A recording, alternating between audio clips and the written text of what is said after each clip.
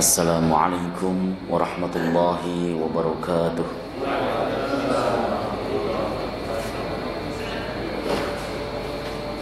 Alhamdulillahi rabbil alamin, wal 'aqibatu lil muttaqin wala 'udwana illa 'alal zalimin. Asyhadu an la ilaha illallah wahidul halim, wa asyhadu anna Muhammadan 'abduhu wa rasuluhul karim. Allahumma fassalli wa sallim wa barik ala hadha an-nabiyyil karim, nabiyyina Muhammadin sallallahu alaihi wasallam wa ala alihi wa sahbihi wa man tabi'ahu ila yaumiddin. Amma ba'du, fa ya ibadallah, usikum nafsi wa iyaya bitaqwallah wa ta'atihi la'allakum tuflihun. Qala Allah ta'ala fi kitabihil karim wa huwa asdaqul qailin, ya ayyuhalladzina amanu taqullaha haqqa tuqatih wa la tamutunna illa wa antum muslimun. Fa inna ahsanal hadis kitabullah wa khairal hadi hadi Muhammadin wa syarral umur muhdatsatuha wa kullu muhdatsatin bid'ah wa kullu bid'atin dhalalah wa kullu dhalalatin finnar. Alhamdulillah, segala puji bagi Allah Subhanahu wa taala, Tuhan semesta alam, yang telah memberikan kita nikmatul iman wal Islam wa sihatil badan.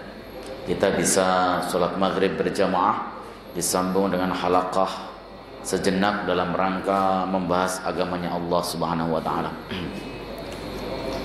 Mohon maaf suara saya nggak bisa ngegas seperti biasanya, lagi sakit serak suaranya. Hari ini pengajian di sini pengajian yang keempat ya hari ini.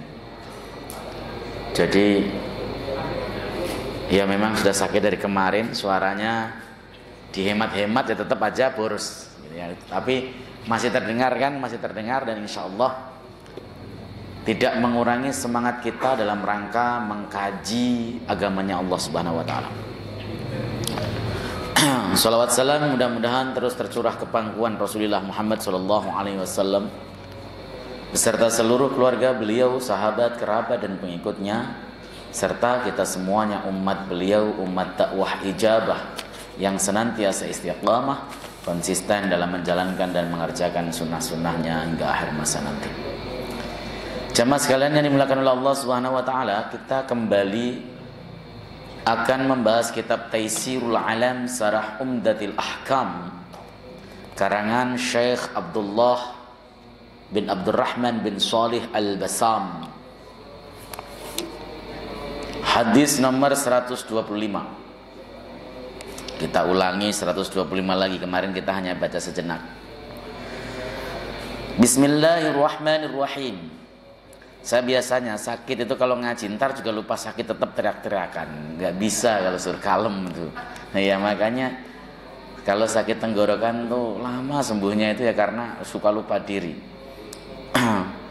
Murid-murid saya yang para dokter menganjurkan istirahat 1 bulan Ustadz. Aduh, nggak kuat ngomong istirahat 1 hari aja nggak kuat, apalagi 1 bulan. Bismillahirrahmanirrahim. Al-hadisul khamisu wal isruna ba'dal mi'ah. Hadis yang nomor 125. An Warrad maulal Mughirah bin Syu'bah. Dari Warrad, budak daripada Mughirah bin Syu'bah. Qala, beliau berkata, amla alayyal Mughirah bin Syu'bah fi kitabin ila Muawiyah.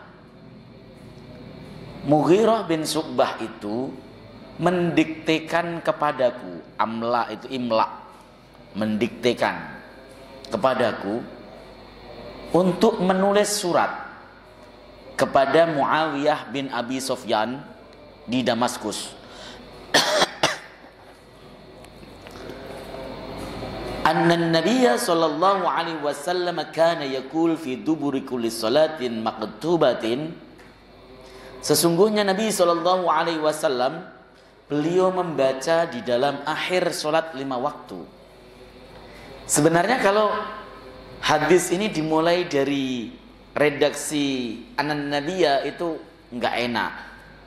Kenapa? Karena kronologinya itu Muawiyah bin Abi Sufyan kirim surat dulu kepada Mughirah bin Syu'bah.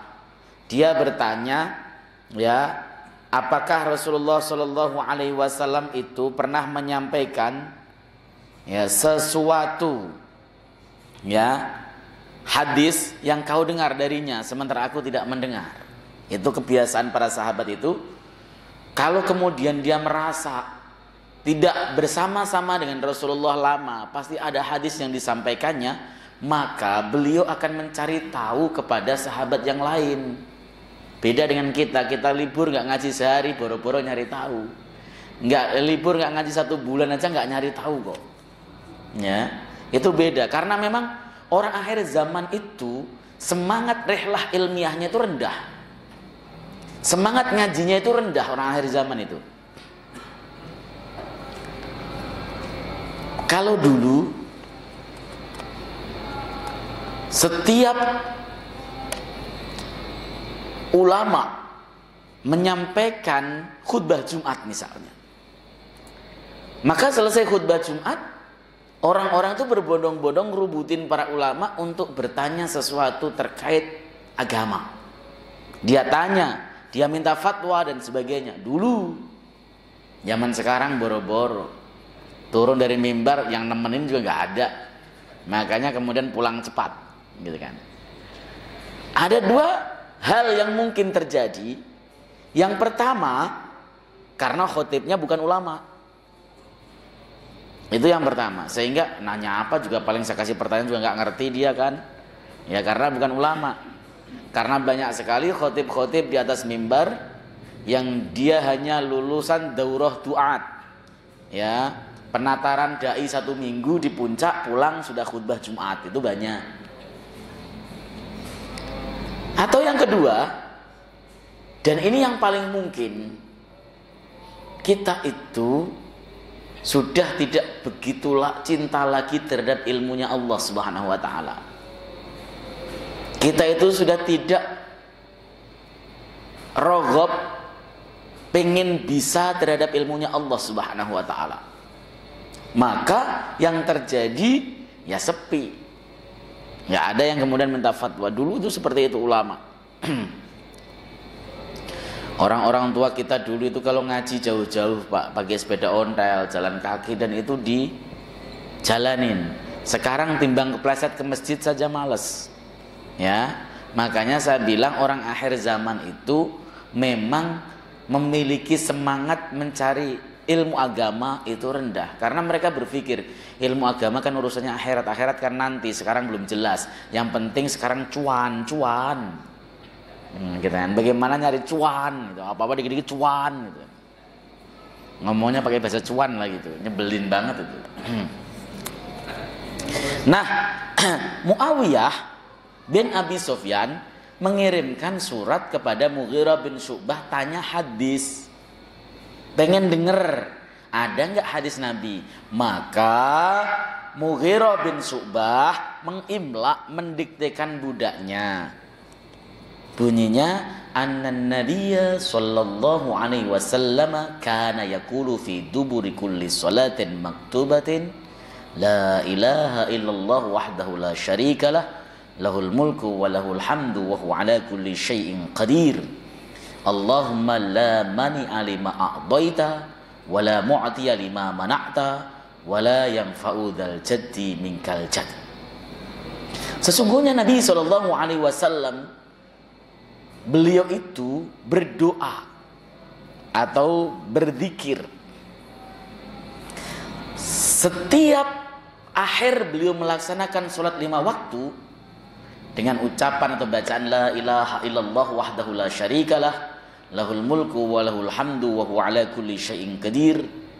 Allahumma la mani'a lima a'taita wa la mu'tiya lima mana'ta wa la yanfa'u dzal jaddi minkal jadd. Berarti zikir Nabi itu bukan hanya sekedar baca istighfar 3 kali, Allahumma antas salam, lalu selesai, bukan. Karena satu hadis dengan hadis lain itu saling melengkapi. Misalnya dalam satu riwayat Nabi SAW disebutkan membaca istighfar 3 kali, lalu kemudian Allahumma membaca la ilaha illallah wahdahu la syarikalah lahul mulku wa lahul hamdu wa huwa ala kulli syai'in qadir misalnya, lalu membaca Allahumma antas salam sampai akhirnya. Ya, itu satu hadis. Dalam satu hadis Nabi mengajarkan supaya kita selesai sholat membaca la ilaha illallah subhanallah 33 kali dan seterusnya. Itu satu hadis yang lain. Ini kemudian dikumpulkan para ulama, disusun zikirnya Nabi ba'da sholat itu apa. Meskipun mana yang duluan, mana yang belakangan, ya tidak ada ketentuan, bebas mau bolak-balik juga nggak apa-apa. Gitu ya. Summa wafattu ba'da dzalika ala Muawiyah. Kemudian aku berangkat ya, membawa surat tersebut kepada Muawiyah bin Abi Sufyan. Berkunjung juga boleh wafat itu.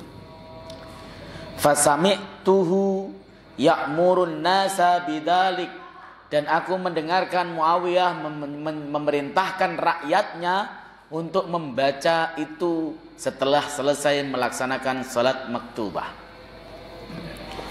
Ini mengandung pelajaran bahwa para sahabat itu rogob sekali terhadap sunnah. Apa saja sunnah Nabi SAW yang ia dengar dan belum diamalkan, ia amalkan dengan segera tanpa nunda-nunda lagi, dan ia ajarkan kepada orang lain supaya sunnah ini menjadi tersebar kemana-mana. Begitu caranya. Dan itu pula yang dipesankan Nabi SAW, toh, agar orang yang mendengarkan menyampaikan kepada yang tidak mendengarkan, agar orang yang hadir dalam majelis menyampaikan kepada yang tidak hadir. Itu seperti itu, menggiarkan sunnah. Ya, jangan kemudian malah, wah, ini ilmu tingkat tinggi nih, saya tidak akan sebar-sebarkan, biarin untuk saya saja dan sebagainya. Lalu kemudian dia merasa ini ilmu yang tidak boleh dibocorkan. Lah, ilmu apa yang tidak boleh dibocorkan? Kan sering tuh ada kelompok-kelompok yang berafiliasi kepada sufi tertentu ya. Enggak semuanya sufi. Dia mengatakan dia mendapatkan wirid ini dari gurunya dan gurunya dari Nabi, dan ilmu ini tidak diajarkan kepada sahabat lain kecuali kepada Sayyidina Ali misalnya, atau kepada Sayyidina Abu Bakar. Disembunyikan. Kalau begitu, itu diyakini Nabi berarti memiliki sifat kitman, menyembunyikan ilmu, dan itu mustahil. Gak ada ilmu Nabi SAW yang disembunyikan, semua disampaikan kepada manusia. Karena Nabi itu hanya menyampaikan. Ya. Allahu mu'ti wa ana qasim, kata Allah. Kata Rasulullah. Allah yang membagi, yang memberi, dan aku adalah yang membagi. Nabi itu menyampaikan saja, perkara dia dapat hidayah, mau masuk Islam, mau meniru ajarannya atau tidak, itu urusan Allah Subhanahu wa taala, kebagian atau tidaknya. Tapi rogob Sayyidina Muawiyah yang begitu mendengar hadis Nabi SAW yang diajarkan oleh Mughirah bin Syu'bah, lalu kemudian ia amalkan sendiri dan ia ajarkan kepada orang untuk mempraktekannya, ini patut dicontoh. Setiap kita mendapati ajaran yang benar, ajaran yang lurus, mendapati sunnah Nabi Muhammad SAW dan belum terpraktekkan dengan baik dalam kehidupan kita, ya kita cobalah praktekkan semampu kita. Ya, karena apa yang dilakukan oleh Nabi pada hakikatnya itu adalah sunnah untuk ditiru, pada hakikatnya secara global. Tapi ya tidak kemudian kita menafikan perbedaan ulama di dalam memahami sunnah tersebut. Contoh tentang masalah sunnah sholat duha misalnya, itu kan ulama debatable. Ada yang menghukumi sholat duha itu tidak sunnah seperti Ibnu Taimiyah, mengikuti pendapatnya Ibnu Umar. Ibnu Umar bahkan mengatakan ma sholaitu duha mundu aslamtu. Aku nggak pernah sholat duha semenjak aku masuk Islam. No you. Berarti nggak sunnah dong. Tapi hadis kan bukan hanya dari Ibnu Umar saja. Riwayatnya banyak sekali. Ada Abu Hurairah, ada Ummu Hani, ada Abi Dzar tentang sholat duha. Ibnu Qayyim, muridnya Ibnu Taimiyah sendiri, berbeda dengan gurunya. Kata Ibnu Qayyim, sholat duha itu sunnah pada saat ada kejadian penting. Beliau mendasari dari hadis Ummu Hani bahwa Nabi ketika Fathu Makkah sholat di rumahnya 8 rakaat sholat duha. Berarti dalam keadaan insiden penting Nabi SAW sholat duha. Dan juga mendasarinya dengan hadis Sayyidah Aisyah. Nabi itu kalau melaksanakan sholat duha seakan-akan beliau tidak pernah meninggalkan sama sekali. Dan beliau kalau meninggalkan sholat duha seakan-akan beliau tidak pernah mengerjakan sama sekali. Itu artinya sholat duha tidak dilakukan rutin. Ada yang mengartikan sholat duha itu hukumnya sunnah mutlak atau sunnah secara mutlak. Siapa yang berpendapat? Imam Syafi'i dan jumhur ulama. Apa argumentasinya? Hadis dari Abu Hurairah. Rasulullah mewasiatkan 3 perkara. Ya, salah satunya adalah menjaga sholat duha. Hadis dari Abu Dzar, hadis dari Anas bin Malik dan sebagainya. Ini tidak boleh kita nafikan kalau ada sunnah sampai kepada kita. Oh, saya dapat hadis tentang sholat duha, saya amalkan, ngajarkan kepada orang, silahkan. Tapi kalau kemudian ada yang menolaknya, mohon maaf Pak, saya mengikuti pendapat bahwa sholat duha itu sunnahnya ya kadang-kadang, nggak terus-terusan. Ya biarin. Nggak usah kemudian ente ngegas mengatakan ente nggak ikut sunnah, ente menolak kebenaran. Bukan begitu. Karena apa? Karena faktanya pemahaman hadis yang beredar itu bisa beda-beda gitu. Oke, baik.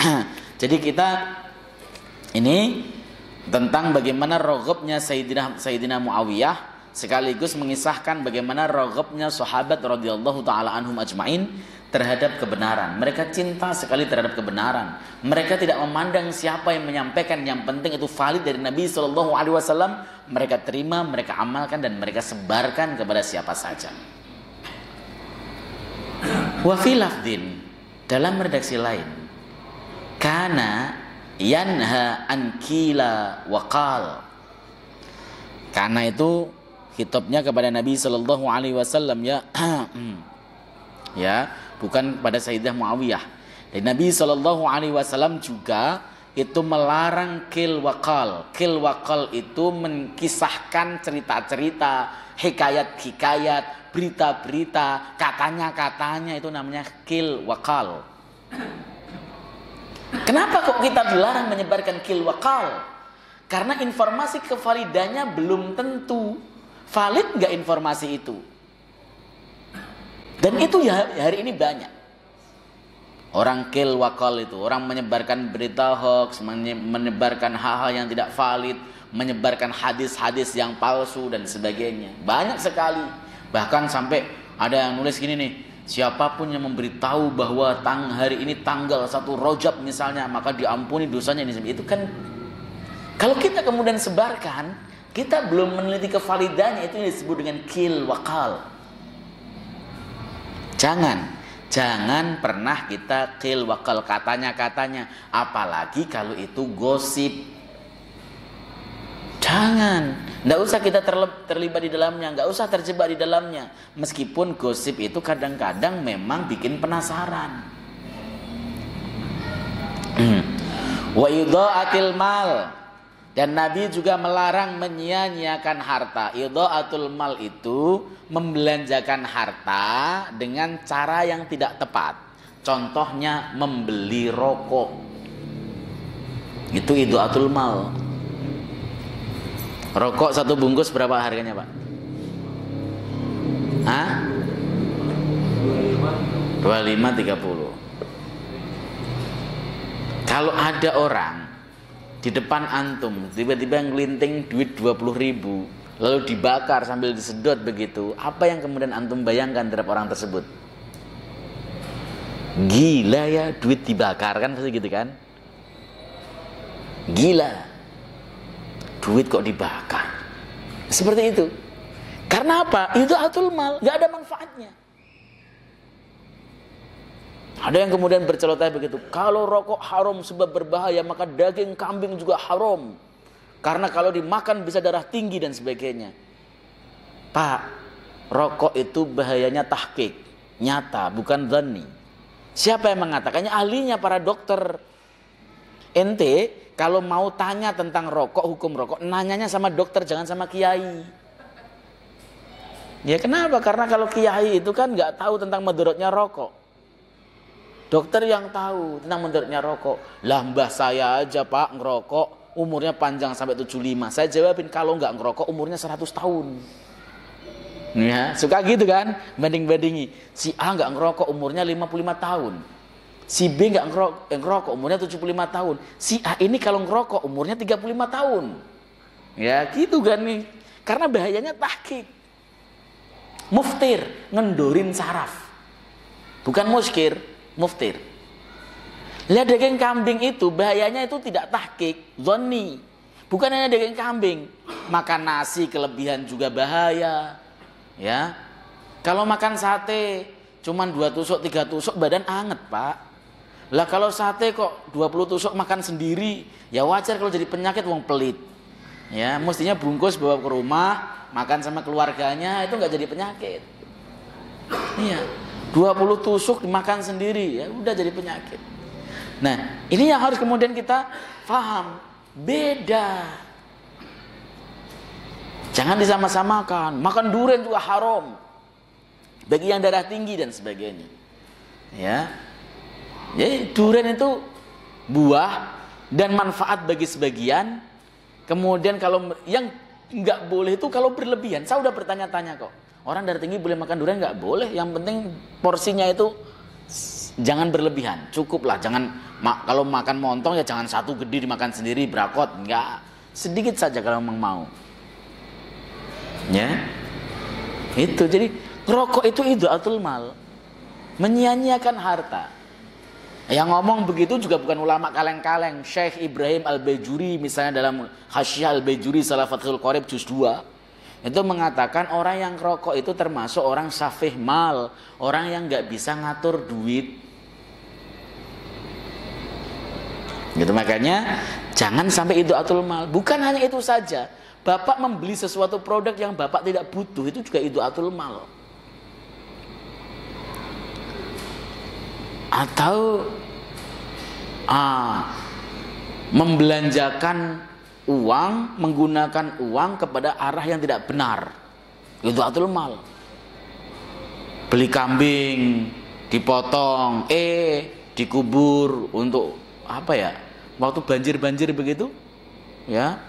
Saya kadang-kadang giling-giling kepala. Orang banjir begitu malah pada motong kambing, terus kambingnya dikubur. Mending kalau dimakan-makan kan enak, apa yang korban kebanjiran gitu. Itu kambingnya dikubur. Itu atul mal.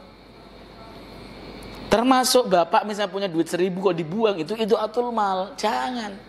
Islam itu melarang idha'atul mal. Ada kasus bapak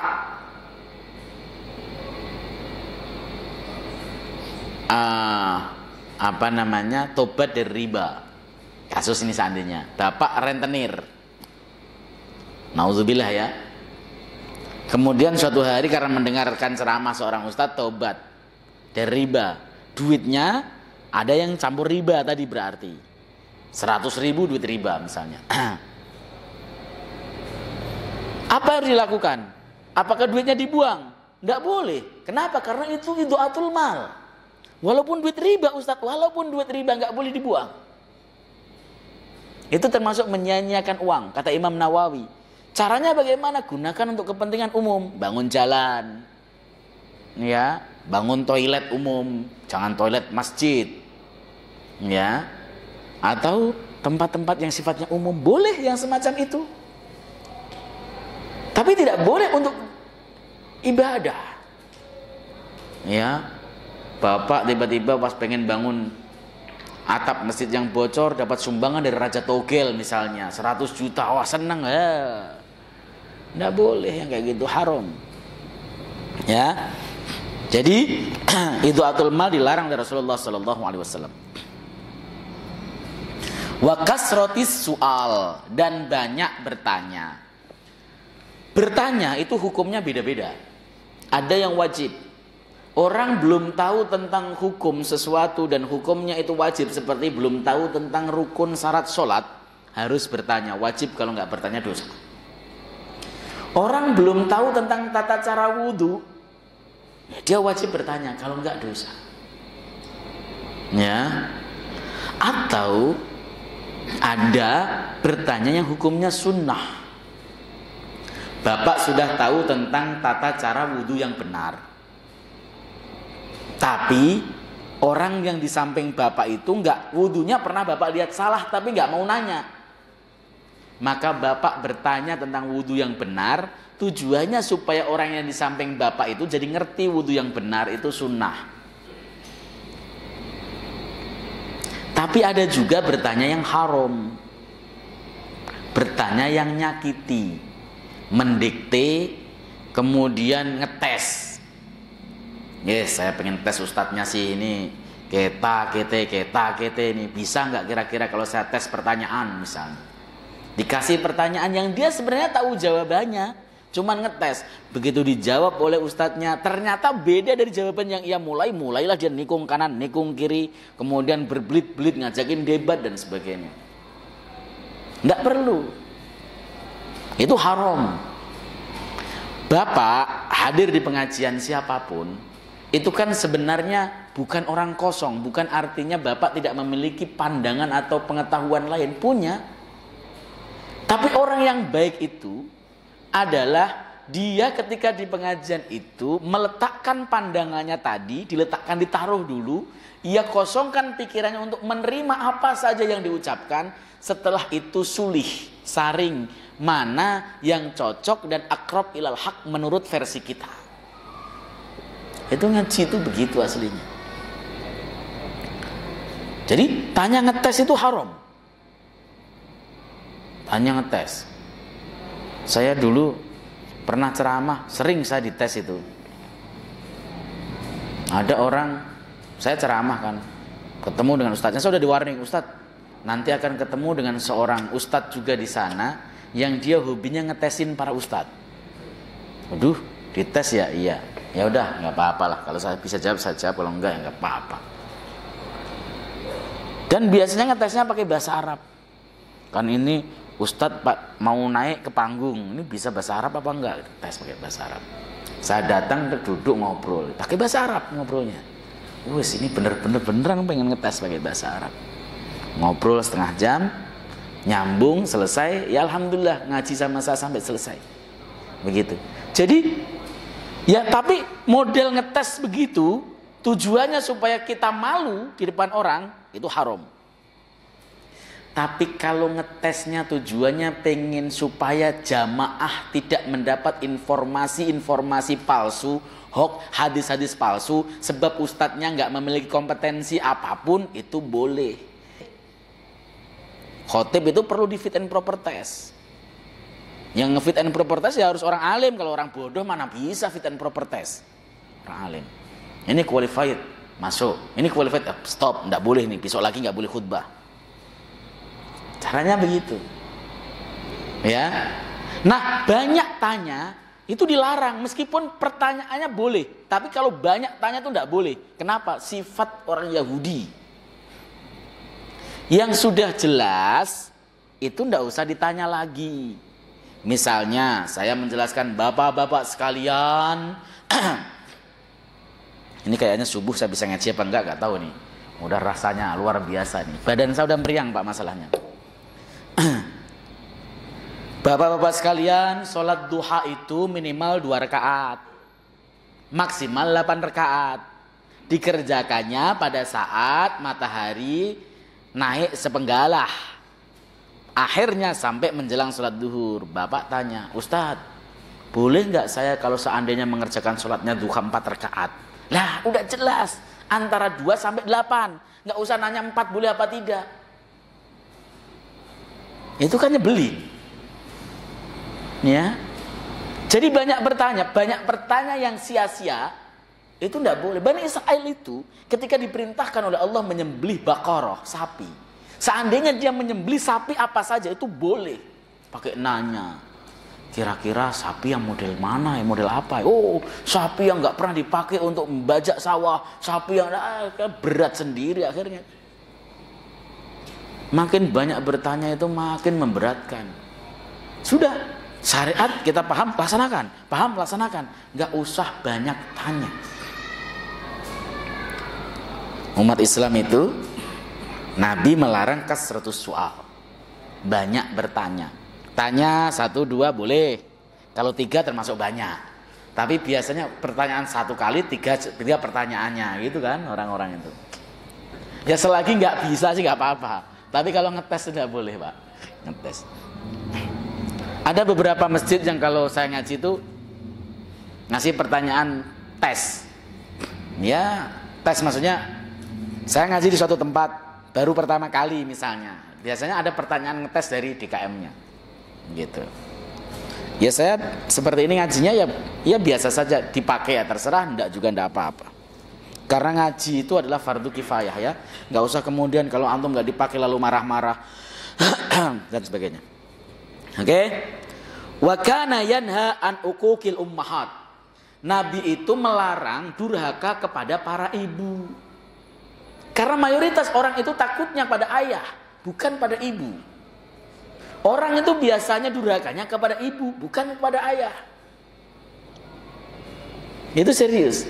Karena ibu mungkin perempuan, mungkin lemah, mungkin gak galak.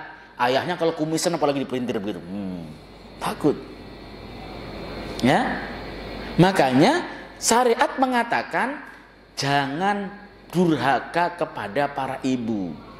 Ibu itu ketika menjelang tua justru perlu kita rangkul semuanya. Saya pernah ada orang tuh curhat sama saya. Ustadz, saya itu sakit hati sama mama. Kenapa? Saya kalau main ke rumah mama, niat saya kan baik ya Ustadz ya. Niat saya itu pengen menjenguk orang tua. Tapi ketika saya main, dibanding-bandingin sama adik saya. Kan sakit Ustaz. Saya jawab, orang kalau sudah tua itu dia tidak dapat informasi dari manapun kecuali dari anak-anaknya. Anaknya datang, anaknya ngasih apa, itu yang jadi informasi satu-satunya. Ketika anaknya yang lain datang, pasti dia pengen cerita tentang masalah apa yang dia terima dari anaknya. Adik kamu sebulan lalu juga kesini, dia bawain mama mangga 2 kilo loh, gitu kan. Itu sebenarnya pengen cerita, tapi ditangkap sama anaknya tadi, mentang-mentang saya nggak bawa mangga, pakai disindir-sindir, disama-samain. Itu serius. Ya, orang tua itu pengen dengerin cerita, kita mendengarin ceritanya saja. Nggak usah banyak debat, banyak manggut aja. Meskipun kemudian orang tua kita berbeda pilihan presiden dengan kita, nggak usah diceramai.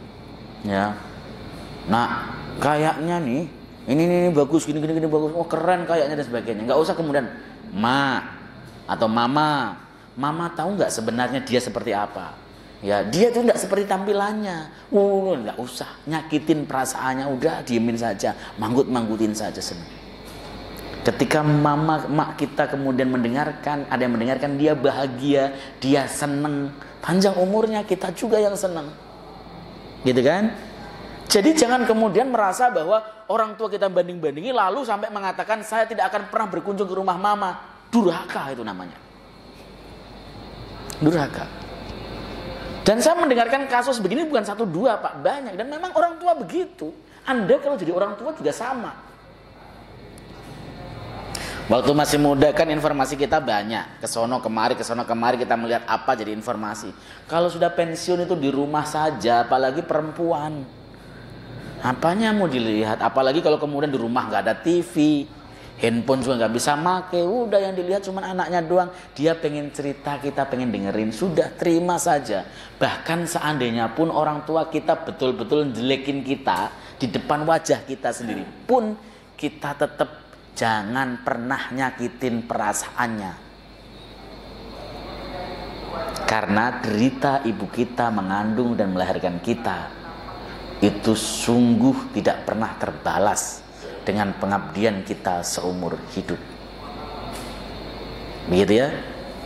Jadi jangan pernah durhaka kepada para ibu. Wa wa'dil banat, dan mengubur anak perempuan hidup-hidup. Dulu di masa jahiliyah ada namanya Bani Tamim dan Bani As'ad yang mereka suka mengubur anak perempuan hidup-hidup. Enggak semuanya Pak. Ada yang protes. Umar bin Khattab juga pernah. Kisah tentang Umar bin Khattab menguburkan anak perempuannya hidup-hidup itu hoax, bukan kisah valid. Tidak ada. Hafsah buktinya hidup. Ya, istrinya Nabi itu Hafsah hidup. Hoax itu cerita itu. Tapi memang faktual bahwa ada suku Bani As'ad dan Bani Tamim suka membunuh anak perempuannya, dikuburkan hidup-hidup. Kenapa? Karena mereka menganggap anak perempuan itu biang sial dan tidak bisa mengangkat harkat keluarga. Itu yang pertama. Yang kedua, dulu di masa jahiliyah itu perempuan satu kan boleh punya suami lebih dari satu. Namanya poliandri. Ya, boleh. Poligami untuk laki-laki satu, perempuannya banyak. Poliandri, perempuannya satu, lakinya banyak. Kalau si perempuan hamil, tuh suami dipanggil semuanya, 10 orang, 10 orangnya datang ke rumah. Dipanggillah orang tukang baca firasat, orang yang ahli firasat, tukang baca wajah bayinya, dilihat satu persatu orang tuh. Hidungnya kayak dia, nah, matanya juga. Nah, ini anaknya dia, ditunjuk. Orang yang ditunjuk harus menerima bayi itu. Kira-kira kalau bapak yang menerima bayi itu dibawa pulang ke rumah, resikonya diomelin istri, apa dikubur hidup-hidup? Itulah yang dilakukan oleh orang jahiliyah. Dia nggak bawa pulang. Padang pasir, kemudian dia gali, udah kuburin. Dia bilang, ini bukan anak saya doang kan yang berbuat banyak, masa saya doang. Dikuburin hidup-hidup. Seperti itu kejadiannya. Tapi itu zaman jahiliyah. Zaman sekarang sih lebih parah. Kalau zaman jahiliyah itu, kalau nguburin bayi, hanya dia yang tahu, orang lain tidak tahu. Membunuh bayi itu. Kalau zaman sekarang, membunuh bayi itu ada setidaknya 4 orang tahu. Dokter, perawatnya 1, pasangan laki-laki dan pasangan perempuan. Dan itu biasanya tidak dikuburkan, tapi dibuang di kardus dalam tempat sampah. Lebih jahiliyah sekarang ternyata. Ya, itu zaman dahulu. Menguburkan perempuan hidup-hidup, bayi perempuan. Waman iwahatin, dan bahil terhadap hartanya, tidak mau menginfakkan hartanya di jalan Allah Subhanahu wa taala. Padahal Allah itu sudah berjanji loh Pak, ma anfaqtum min syai'in fahuwa yukhlifuh. Apa saja yang Anda infakkan, Allah akan menggantinya, itu janji. Dan Allah tidak akan pernah mengingkari janji. Apa saja yang kita infakkan di jalan Allah Subhanahu wa taala, Allah pasti menggantinya.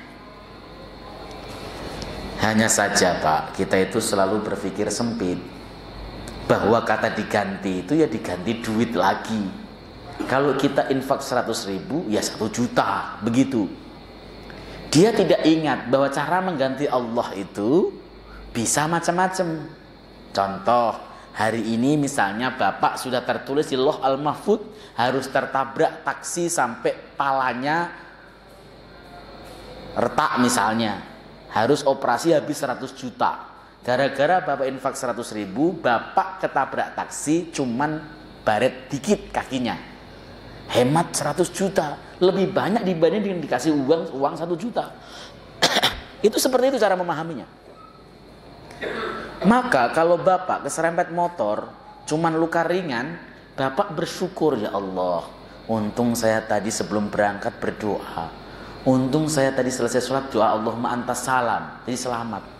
Jangan malah marah, cepu yang kurang ajar banget dan sebagainya, nyumpah-nyumpah, berarti dia tidak mensyukuri nikmat yang Allah berikan. Jadi Rasulullah melarang umatnya untuk menjadi bakhil, menjadi pelit, menjadi orang yang tidak mau untuk menginfakkan hartanya ke arah yang sifatnya syariat. Syariat itu banyak, nyantuni anak yatim, membangun masjid, panti asuhan, dan sebagainya lah. Nanti kalau Ramadan buka bersama, itu termasuk bagian daripadanya. Jangan berpikir nanti kalau saya punya uang 100 ribu, saya dermakan 50 ribu, lalu kemudian tidak kembali. Allah ganti dengan cara Allah, dengan ukuran yang telah Allah Subhanahu wa ta'ala tentukan. Itu. Makanya kalau kita sadar, kita itu akan menjadi orang yang dermawan. Hanya saja dermawan itu juga harus pilih-pilih. Ketika kita mau dermawan, siapa sih orang yang paling berhak mendapatkan harta dan bantuan kita? Keluarga kita. Ibda bima ta'ul, kata Nabi, mulai dari keluargamu. Antum dermawan sama temen, ngopi sama temen, udah biar saya bayar. Berapa tuh? 20 ribu, saya bayar semuanya. Giliran istrinya ya minta duit 10 ribu, mau buat beli bumbu saja ngomong 10 ribu banyakkan, 5 ribu saja. Ya, Mas minta duit dong Mas, buat beli baju, masa baju saya cuma jelek begini, ya harganya murah kok, 50 ribu. Nggak usah lah beli baju, udah pakai itu aja, pakai daster juga pantes, kamu kan cantik. Pelitnya luar biasa. Ada loh laki-laki model begitu. Sama orang dermawan luar biasa sama keluarganya, ndak ada. Salah. Abdullah bin Mas'ud punya istri. Istrinya punya gelang. Istrinya pengen menyumbangkan gelang itu kepada orang lain. Kata Abdullah bin Mas'ud, aku dan anakmu,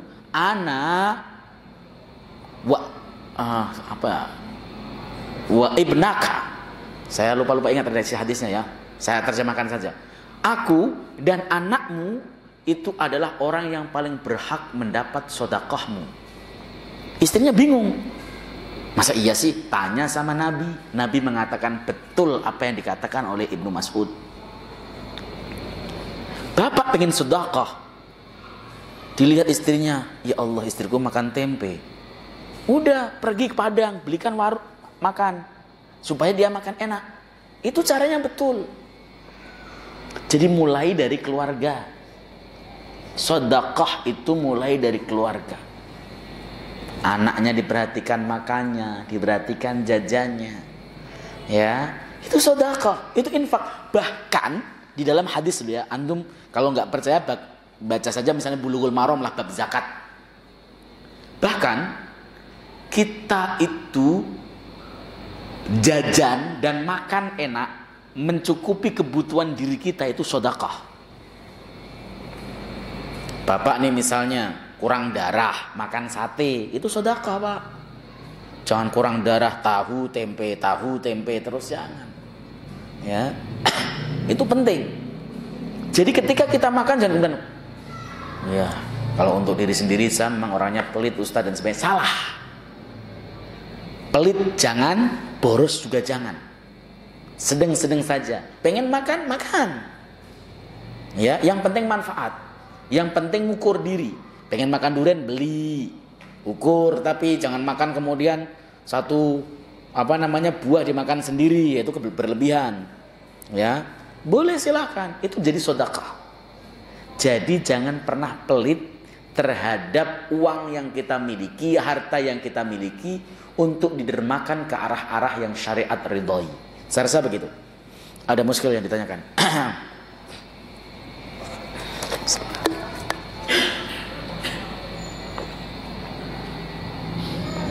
Gak ada yang nanya? Gak ada? Alhamdulillah. Ya mungkin kasihan dengar suara saya kan. Iya. Suara saya ini sudah kekuatan terakhir itu tadi. Besok ada kuliah subuh, mungkin kalau nggak sembuh, nggak bagus ya saya nggak datang. Ini karena rasanya sudah mulai sakit. Tadi saya sempat ngaji habis asar itu masih kuat. Saya masih ngaji sekitar 1 jam full, lebih malah masih kuat. Saya kesini tadi kok malah rasanya agak berat. Ya berarti memang jatah terakhir ya begitu ya. Jadi syukuri saja. Kita tutup dengan nafsul majlis. Subhanakallahumma wa bihamdika asyhadu an la ilaha illa anta astaghfiruka wa atubu ilaik. Assalamualaikum warahmatullahi wabarakatuh.